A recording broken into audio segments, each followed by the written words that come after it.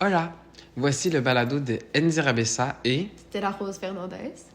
ce balado vise à mettre en lumière une région aux portes de l'Afrique qui reste toutefois espagnole et européenne, l'Andalousie. L'Andalousie est une région située au sud complètement de la péninsule ibérique. Son nom provient de l'arabe Al-Andalus, comme son drapeau l'illustre avec Hercule qui relie l'Afrique et l'Europe. Hercule démontre ainsi comment l'Andalousie est un point névralgique entre les deux continents. Cet élément met de l'avant la présence des musulmans et des arabes pendant 400 ans dans cette région.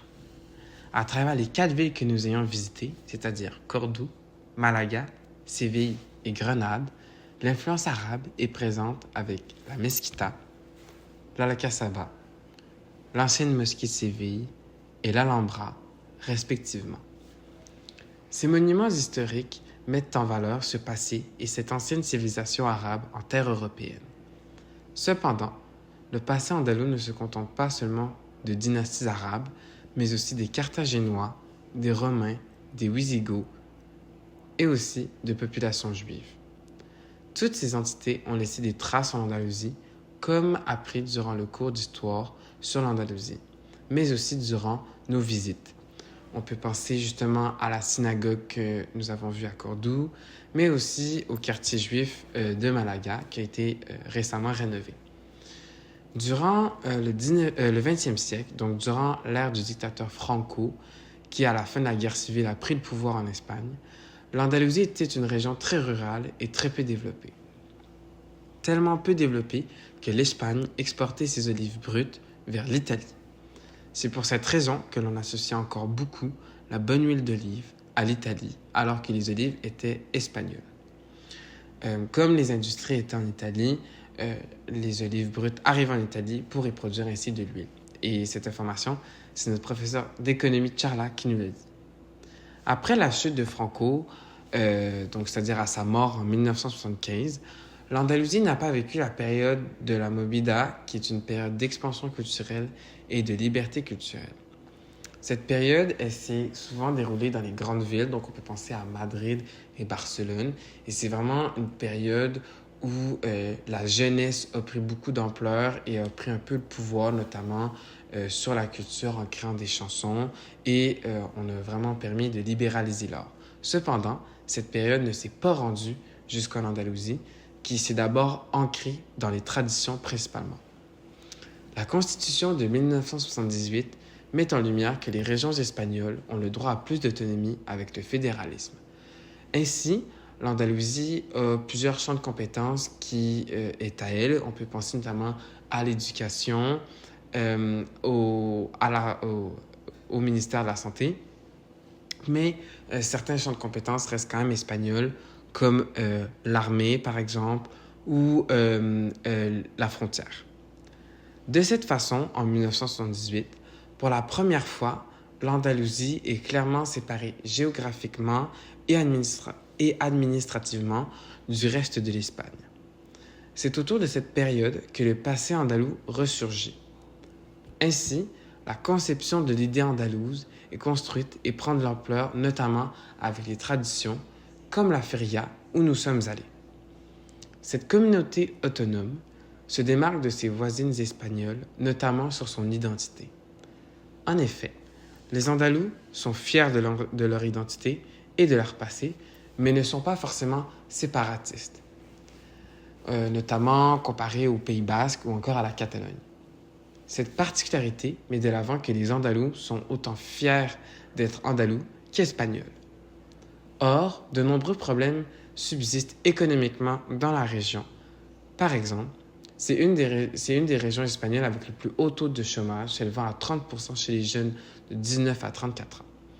Ce taux de chômage met de l'avant le retard économique de l'Andalousie, qui base son économie sur 3 secteurs principaux: le tourisme, la construction et l'agriculture.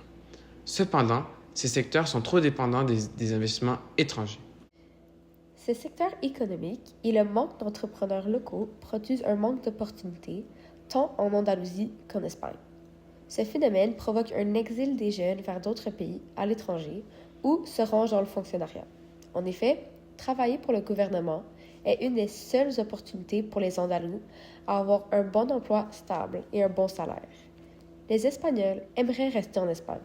Ainsi, ils ne quittent pas leur pays de gaieté de cœur. Cette vision se traduit entre les différentes générations espagnoles. Par exemple, le père de Tano nous disait que la jeunesse canadienne devait accueillir les cerveaux européens plutôt qu'ils aillent aux États-Unis. Or, le maire de Priego et le professeur de culture et tradition andalouse ont confiance en leur région et veulent inviter les jeunes à rester ou les inviter de l'étranger. Il y a donc un écart entre les populations âgées qui voient le futur à l'étranger et les générations des milléniaux qui pensent faire de l'Andalousie un endroit prospère. Même Sylvita nous l'a mentionné, qu'elle veut à tout prix rester en Andalousie si son emploi lui permet. Pour ce faire, l'Andalousie a misé sur son climat et donc le soleil comme premier revenu économique, tant pour le tourisme que pour l'agriculture, avec 300 jours de soleil selon Tourisme Andalusia. Cette région est le jardin de l'Europe. Cependant, de nombreux problèmes subsistent au niveau de la santé en Andalousie et en Espagne. Par exemple, pour 100 000 personnes, il y a seulement un psychologue du système public qui est disponible pour eux, ce qui est extrêmement peu pour le pays et l'Andalousie. De plus, la durée entre chaque séance peut aller de 3 à 6 mois. De ce fait, Sylvita nous avait dit que 30% de la population espagnole ont des problèmes mentaux. Mais, selon Armel Pape Van Dyck, c'est 34%. Ainsi, ce manque de psychologues devient un enjeu global puisque ça impacte la sphère économique. Ça devient un débat entre le secteur public et privé. En effet, comme Sylvita nous l'a mentionné, ta santé mentale vaut ce que tu possèdes dans ton portefeuille. Car beaucoup de gens veulent consulter, mais ils n'ont pas l'argent pour aller au privé. Mais s'ils veulent aller au public, il y a une longue file d'attente. En bref, la santé mentale, l'économie et le sort des jeunes sont reliés.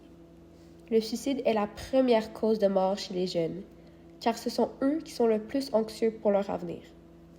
L'avenir espagnol reste incertain, notamment à cause du monde politique. Effectivement, le gouvernement fédéral espagnol est socialiste et est gouverné par Pedro Sánchez. Cependant, pour obtenir la majorité des sièges, il a dû s'associer au Sumar, un parti d'extrême gauche, et à des partis indépendantistes catalans. Pour les Espagnols, ce gouvernement s'appelle Gobierno Frankenstein, selon Alberto López Marín, car il est regroupé de plusieurs différents partis politiques. Donc, il y a beaucoup de problèmes à prendre des décisions unanimes. Toutes les régions autonomes espagnoles ont voté pour le Partido Popular, un parti de droite, sauf les Pays Basques et la Catalogne. Ceci fait que l'Andalousie a, pour la première fois depuis 40 ans, pas élu un gouvernement socialiste, mais plutôt un gouvernement de droite, puisque son président, Juanma Moreno, a fait une alliance entre le Partido Popular et le Vox, qui lui est un parti d'extrême droite. Les deux paliers ont donc différentes façons de penser, et cela amène des conflits entre les deux types de gouvernement. Les principaux enjeux sont le chômage, la corruption politique, l'assurance santé, l'éducation et l'immigration. En effet, la corruption est un problème majeur, dont Rafa Vega, le professeur de politique, en a été témoin, durant sa carrière de journaliste politique. C'est de ceci que la vérité est souvent manipulée par les politiciens à travers les médias qui, eux, montrent seulement une partie de la réalité des enjeux importants. Ce n'est donc pas un mensonge, mais bien de la manipulation de la part des politiciens. L'Andalousie est une région unique en son genre, comme nous l'avons dit plus tôt. L'occupation arabe, la Reconquista et l'arrivée des Gitans ont façonné l'identité andalouse.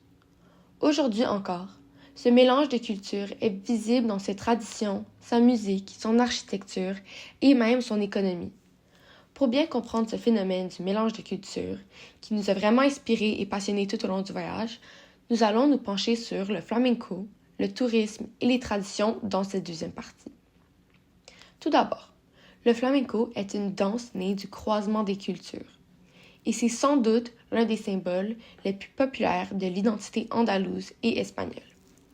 On associe souvent le flamenco à une danse ou un style musical. Cependant, c'est bien plus que ça. Par exemple, nous avons pu voir dans le quartier Triana que le flamenco est une improvisation totale entre les musiciens et les danseurs. Mais ce que peu de gens savent, c'est que le flamenco est le résultat direct d'un mélange culturel ancien et complexe. Lors de notre séjour, nous avons pu assister à ce mélange à travers un spectacle de flamenco par des gitans, suivi d'un cours de danse dans un cadre plus professionnel avec un spectacle professionnel. Nous avons aussi vu des danseurs danser spontanément lors de la feria de Cordoue ou encore sur la place d'Espagne à Séville. Cela m'a montré que le flamenco dépasse largement le cadre professionnel. Il fait partie de la vie quotidienne et du cœur même des Andalous. C'est une forme d'expression à la fois personnelle et collective qui raconte une histoire commune de différents peuples. Tout d'abord, selon la vidéo de Lorenzo Recio, les chants du flamenco ont été influencés par les techniques vocales arabes. Les Maures, qui ont occupé l'Andalousie pendant presque 800 ans, de 711 à 1492, ont apporté avec eux leur musique, leur instrument comme l'oud. Cet instrument est d'ailleurs considéré comme l'ancêtre direct de la guitare espagnole, qui est l'instrument fort du flamenco. Quant aux castagnettes, elles sont également un héritage venu des cultures méditerranéennes, mêlant l'influence orientale et locale. Ceci, nous pouvons clairement l'entendre à l'oreille nue lors des spectacles.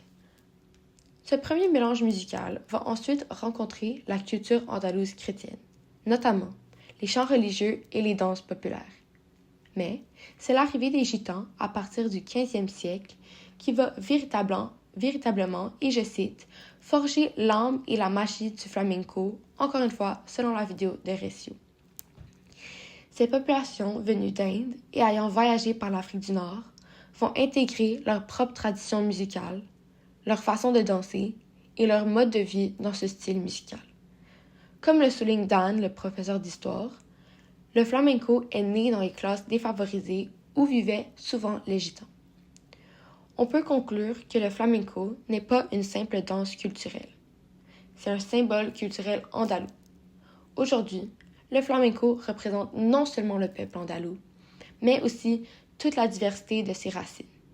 Il est même inscrit au patrimoine culturel immatériel de l'humanité par l'UNESCO depuis 2010. Ensuite, en se basant sur le tourisme, qui est une richesse économique née de la diversité. Le tourisme est une autre facette où on voit clairement l'impact du mélange des cultures en Andalousie. En effet, cette région attire chaque année des millions de visiteurs grâce à son patrimoine unique, hérité des différentes civilisations qui ont été présentes sur le territoire andalou. Parmi les sites les plus célèbres, on trouve la Mesquita de Cordoue, la cathédrale de Séville et bien sûr l'Alhambra de Grenade, qui reçoit plus de 2,7 millions de visiteurs par an environ, selon la presse. En effet, c'est ce mélange culturel qui vient différencier l'Andalousie de d'autres régions. Les monuments que nous venons de nommer sont les preuves vivantes de la cohabitation entre les religions et les cultures qui sont présentes en Andalousie. La Mesquita, par exemple, était une mosquée construite sous les Omeyyades, puis transformée en cathédrale après la Reconquista chrétienne, comme nous l'a dit notre guide Anna à Cordoue. On y trouve donc à la fois des arcs islamiques et des autels catholiques, mais aussi des vestiges wisigoths. De même, selon la guide Karen à Grenade, l'Alhambra a été construite par la dernière dynastie arabe des Nasrides. Ce palais reflète l'art raffiné des palais arabes avec ses mosaïques, ses jardins et ses cours intérieures, mais ce palais est aussi entouré d'éléments décoratifs chrétiens ajoutés plus tard. Donc on peut vraiment voir qu'il y a déjà plein de mélanges qui se font culturels et de superposition de vestiges. Donc l'Alhambra est vraiment un monument qui mélange donc plusieurs cultures et est au cœur de l'attractivité touristique de l'Andalousie. Comme on l'apprend en classe, le tourisme représente une part importante des revenus économiques de la région. Les hôtels, les restaurants, les musées, les transports, tout cela dépend en grande partie des millions de touristes qui viennent chaque année admirer cette richesse culturelle et cette diversité culturelle. On peut donc dire que le mélange des cultures est non seulement une force identitaire, mais aussi un atout économique majeur. Il crée de l'emploi, stimule l'artisanat local et attire l'attention du monde entier sur cette région du sud de l'Espagne.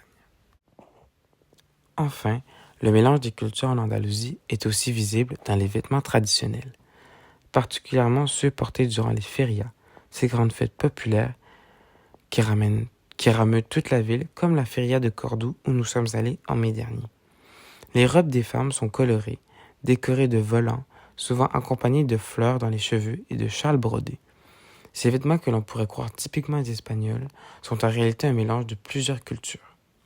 On peut tout d'abord penser, par exemple, au mantón de Manila, un châle brodé porté pendant les férias qui vient en fait d'Asie et qui a été introduit en Espagne avec les nombreux échanges commerciaux avec les Philippines, qui était une ancienne colonie espagnole. Cette information, on a pu vraiment la vérifier avec la vidéo d'Arte de Marieta Frias qui parle justement du châle de Manille.